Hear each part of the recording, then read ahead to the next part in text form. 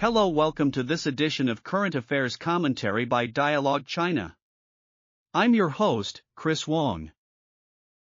In the wake of the recent Nongfu Spring incident, today we delve into its implications by Wang Dan, founder and director of Dialogue China. On February 25, 2024, Zhong Qingho, the revered founder of the Wahaha Group, passed away at the age of 79.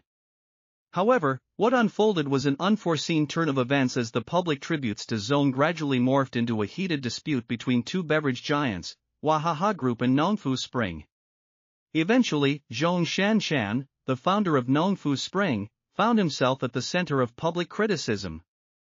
At the beginning, some online voices claimed that Nongfu Spring's Zhong Shanshan's initial entrepreneurial venture failed, and it was Wahaha's Zhong Qingho who provided him with support.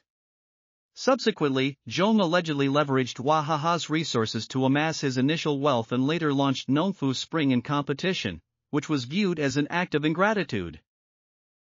Despite Nongfu Spring's attempts to clarify the situation through official statements, public sentiment remained unassuaged, leading to a notable decline in sales and stock prices. The situation escalated into nationalist criticisms, with accusations against Nongfu Spring products and claims about Zhong Shanshan's son holding American citizenship, among others. Calls for boycotts grew louder and more fervent. This raises questions about the origins of the public uproar surrounding Nongfu Spring and what it reflects. Wang Dan points to three primary factors. Firstly, it is a well-known fact that in China, all public discourse is under the control of the Chinese Communist Party or CCP. Large-scale public opinion events are not spontaneous, they are carefully guided and managed by propaganda departments. Therefore, Nongfu Spring's entanglement in this public opinion storm is not an organic development from netizens but rather a controlled narrative. Given China's lack of a rule of law society, conflicts and struggles often manifest as public criticisms and political maneuvers. As for the motives behind the authorities' targeting of Nongfu Spring, the opaque nature of the CCP's decision-making leaves us with speculation. One plausible reason is Zhong Shanshan's consistent ranking as China's wealthiest individual, given that Nongfu Spring is under his sole ownership. Meanwhile, Wahaha's largest shareholder is the China state-owned Hangzhou Shangcheng District Cultural, Commercial, and Tourism Investment Holding Group. In China's context, attaining the title of the richest person is not without its risks. The CCP has historically viewed independently wealthy individuals with suspicion, fearing they may translate their wealth into political power that threatens the party's authority. Thus, suppressing high-profile figures like Zhong Shanshan may serve as a signal from the authorities.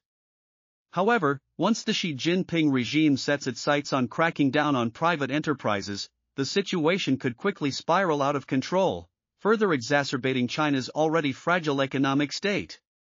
Secondly, the Nongfu Spring incident highlights the authorities' continued tendency to manipulate populism to serve their agendas.